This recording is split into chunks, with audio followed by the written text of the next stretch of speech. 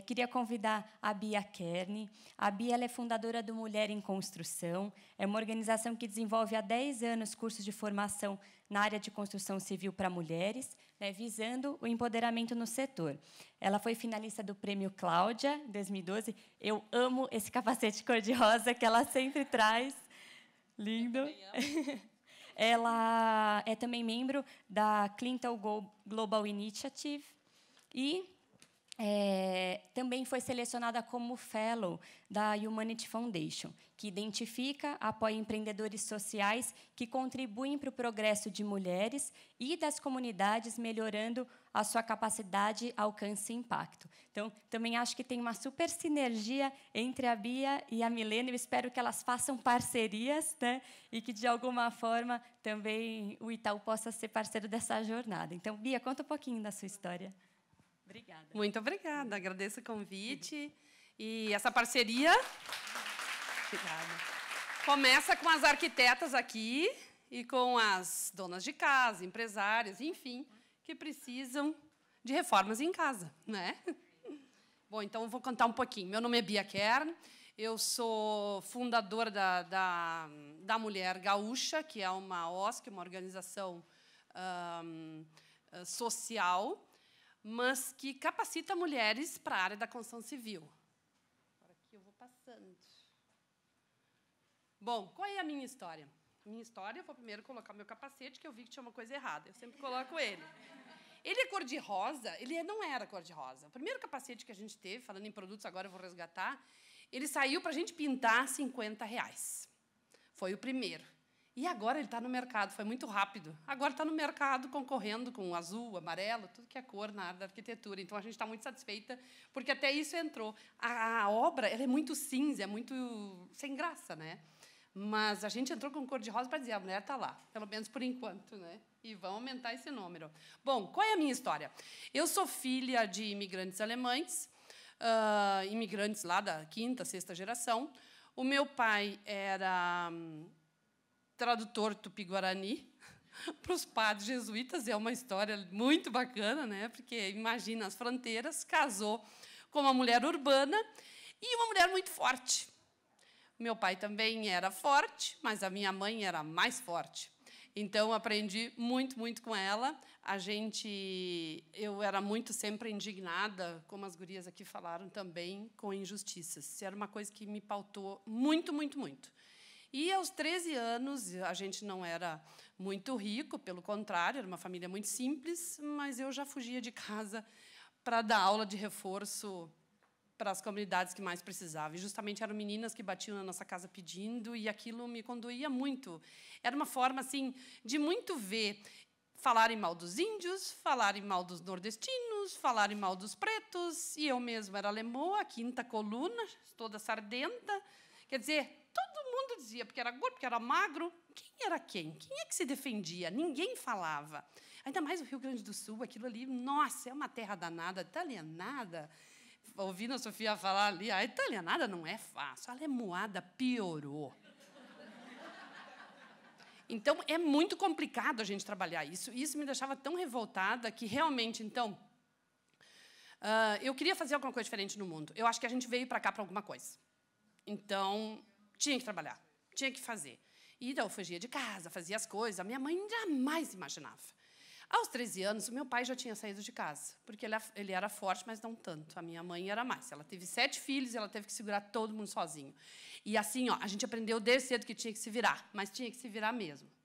E, depois, vocês não sabem, mas eu tenho que contar para vocês que eu fui morar no Rio de Janeiro, passei uma adolescência muito legal com um tio que é jornalista, trabalhei com moda, com eventos, fui morar no Nordeste, trabalhar para costureiros, mas sempre assim, como tu trabalha com eventos, sempre tinha um recurso que a gente passava para as instituições e eu conhecendo elas.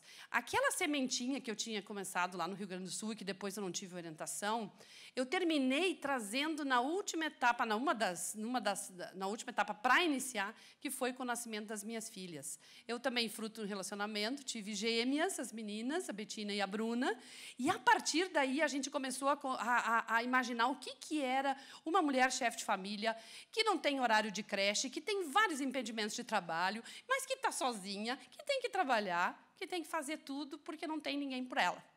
Então, eu terminei passando a mesma situação que a minha mãe, mas eu via muitas mulheres da mesma geração, muitas amigas casadas, largando o casamento para ser feliz e obrigada, e eu queria tratar das minhas filhas e ajudar outras mulheres, mas como ir trabalhar? Como fazer isso?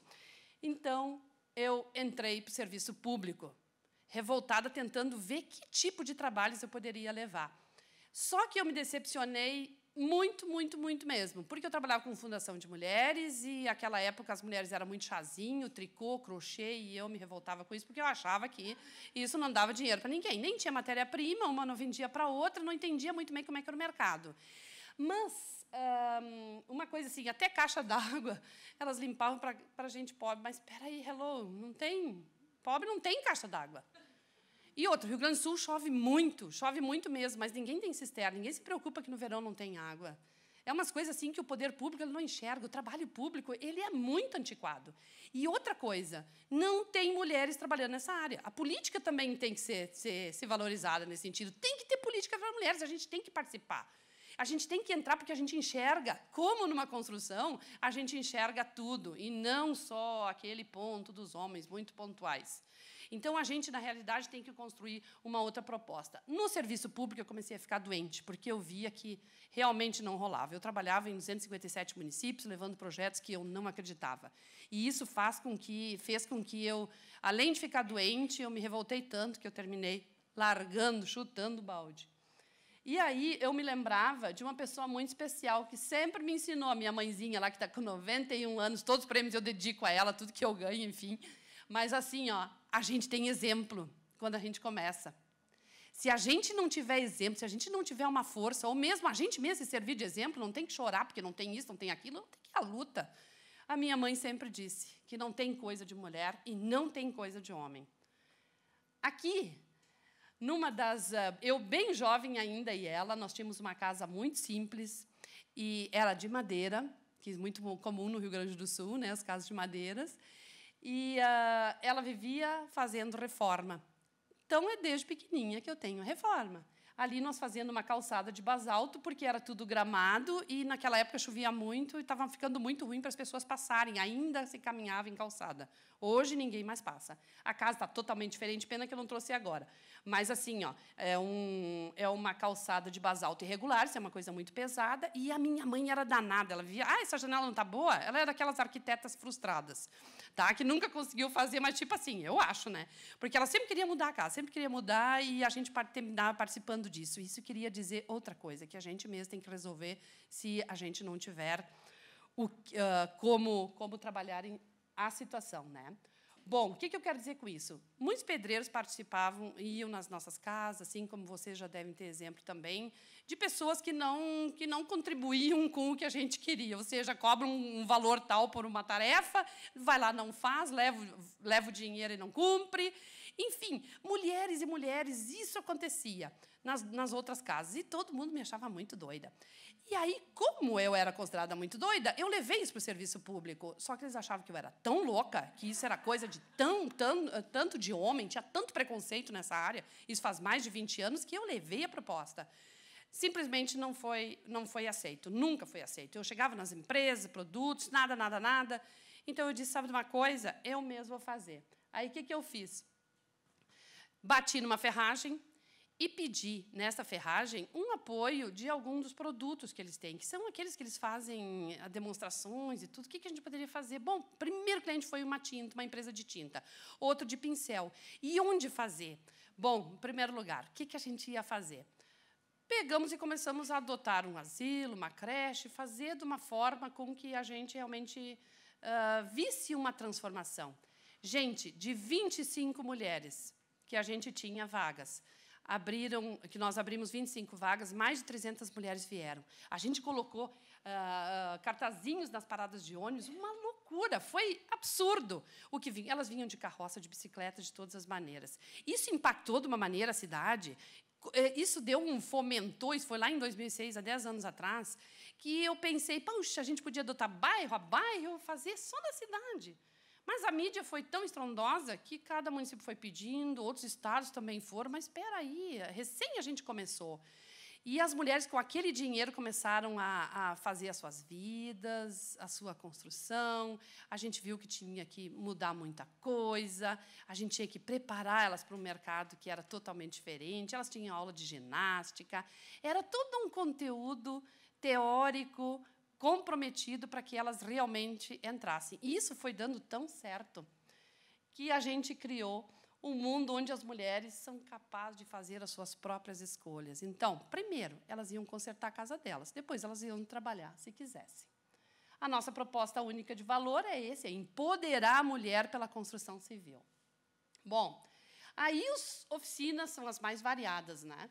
E aí, para montar esta equipe, foi outra briga, porque os homens é que detêm o poder, né, do conhecimento para a obra. Homem acha que já nasce pedreiro.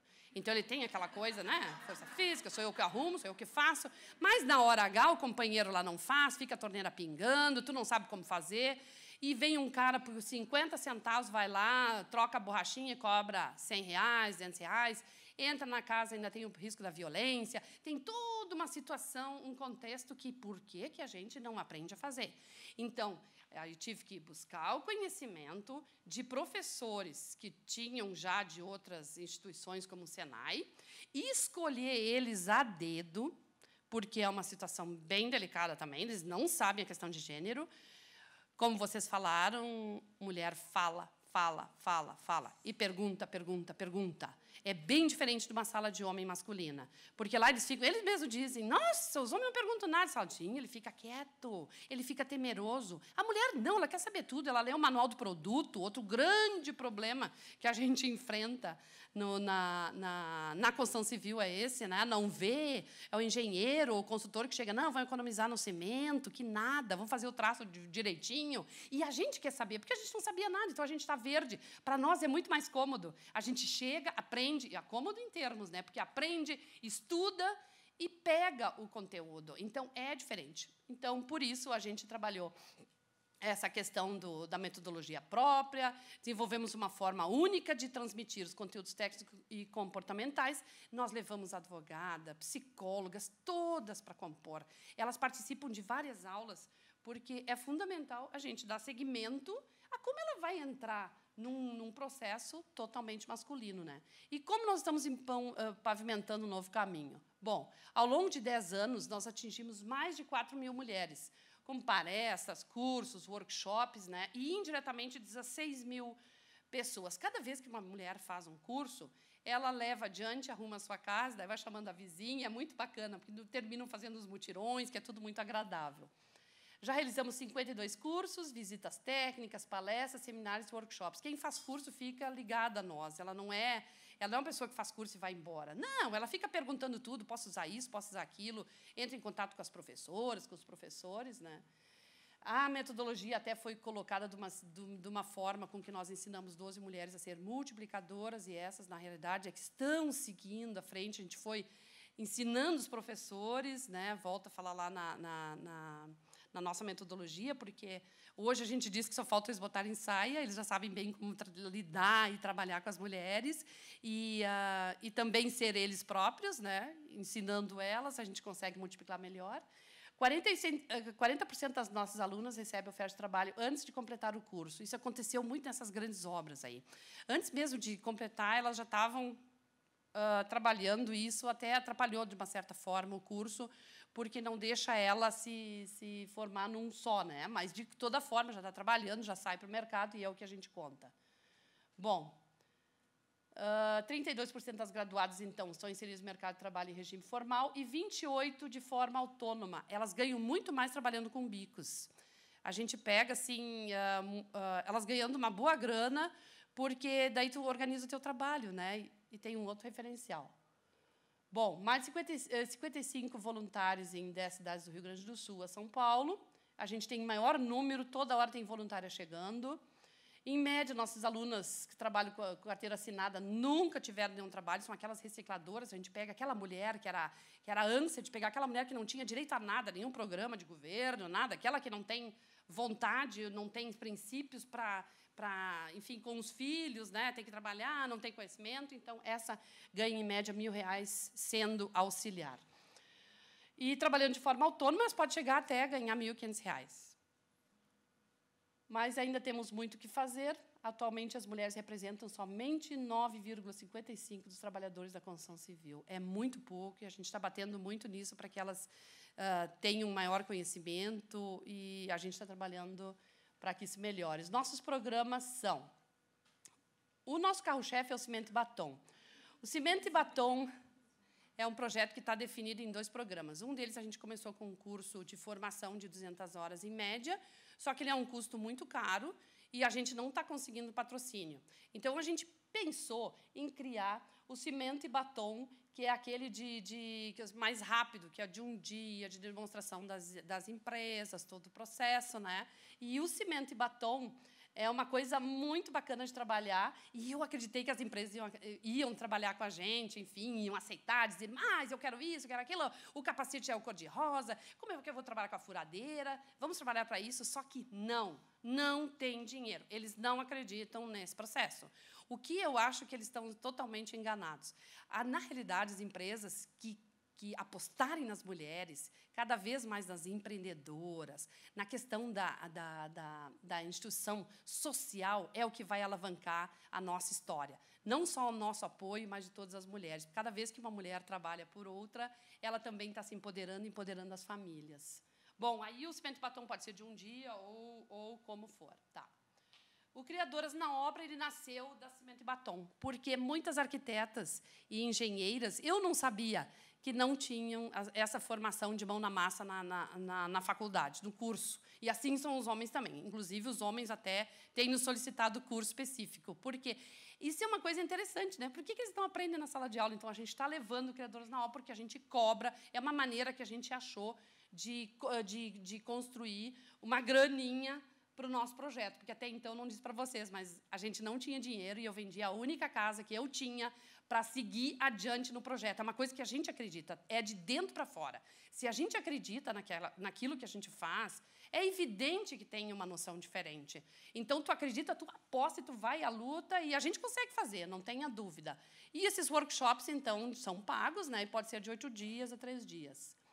Os nossos parceiros, a Humanity Foundation, quando eu cheguei na Humanity, eu não tinha dinheiro para mais nada, eu tinha vendido telefone, eu tinha vendido tudo que tinha, mas eu acreditava na ideia, e a gente vai achar no Brasil uma maneira de levar essa proposta. Eu cheguei na Humanity através do Prêmio Cláudia, nos descobriu, e foi uma maneira também de chegar até a Ana Fontes, querida, que está fomentando, está se auxiliando em rede. A Humanity está nos organizando, que é fundamental para a gente seguir. Se a gente está aqui onde está hoje, porque tem uma equipe por trás trabalhando, é porque tem essas instituições que são parceiras, né? A Brasil Foundation, que ajudou nós multiplicando, fazendo um curso que a gente conseguiu multiplicar, dando recurso, enfim, para multiplicar para 12 mulheres. E as empresas que têm nos auxiliado. O Vila Flores, hoje, ele está premiado na Bienal de Veneza. Nós estamos reformando um prédio, que é assim, de tijolinho. Nós mesmas, mulheres, são 98 mulheres que passaram pelo processo. Aprendendo, a gente vai nas escolas, em espaços antigos, e a gente faz a reforma. Deixa no lugar e aprende. Então, essa é uma maneira da gente fomentar o nosso trabalho. Eu queria agora... Isso aqui, eu queria passar o videozinho. Onde é que eu vou pôr? Ah, tá bem. Daí vocês vão ter uma ideia do que é o nosso trabalho. E na prática.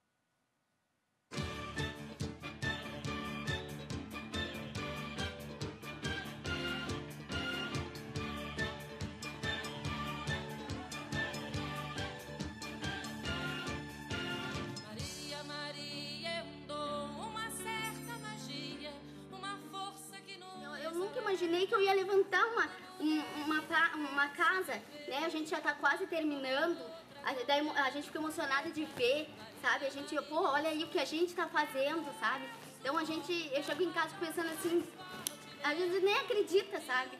abrir uma firma e tocar ficha. E outra, realizar sonhos. Viajar, quem sabe, e comprar um carro novo, comprar um imóvel novo. Para quem tem vontade de fazer tipo assim, realizar um sonho, é muito bom esse projeto.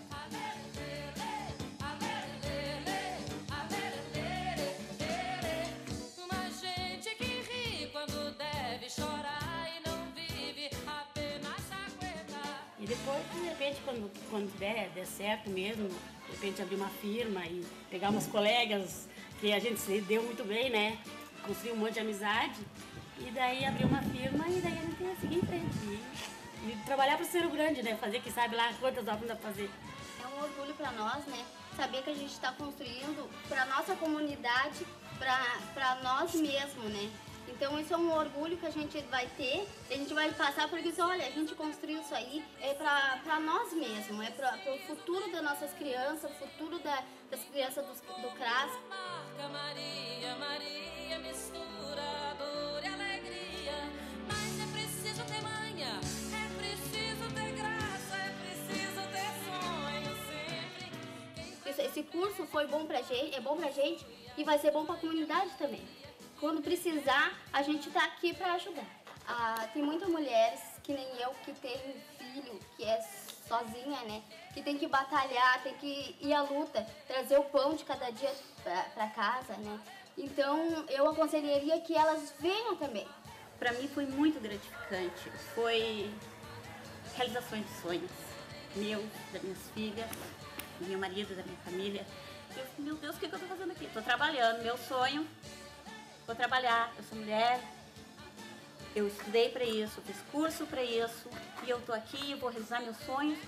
O primeiro eu já realizei, que é ser uma mulher na construção civil e dar o apoio para todas aquelas que hoje vêm em busca dessa oportunidade, sabe? Eu sempre vou lá, vou trabalhar, porque eu tenho sonhos e os meus sonhos vão ser realizados através do meu trabalho.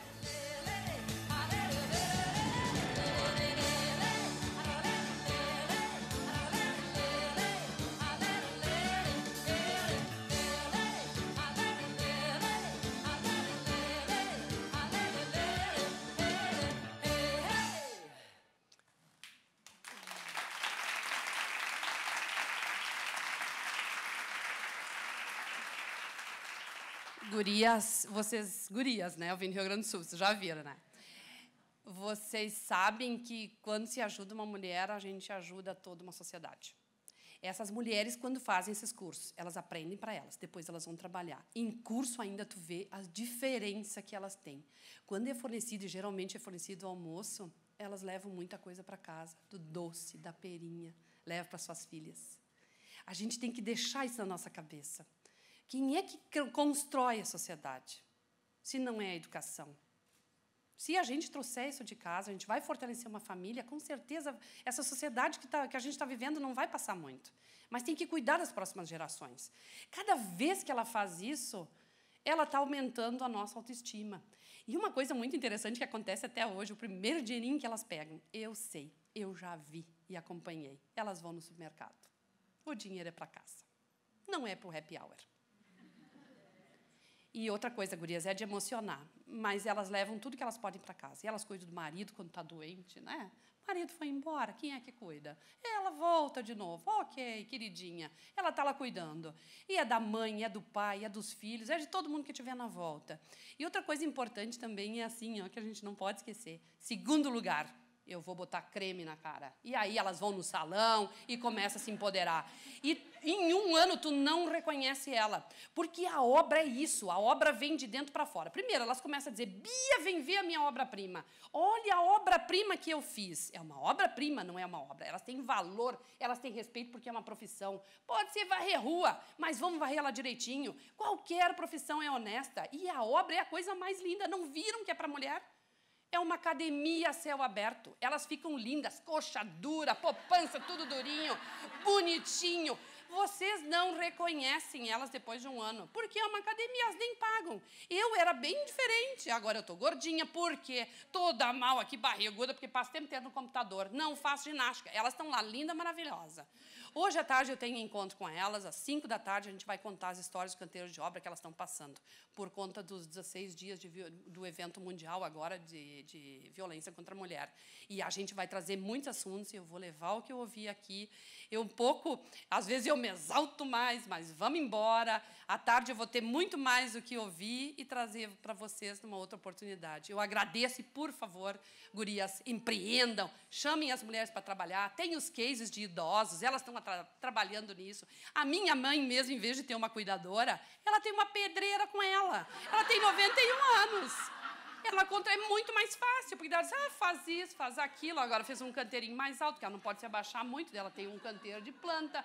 Entende? Fica reparando uma parede que estragou. Olha aí, é uma sacada. Os idosos têm cada vez mais problema de violência em casa, tem isso e aquilo. Por que não contratar uma pessoa que tu conhece? Então, eu estou trazendo para vocês uma realidade diferente. É a nossa construção civil, é a nossa da mulher brasileira e a mulher do mundo. Muito obrigada, querida.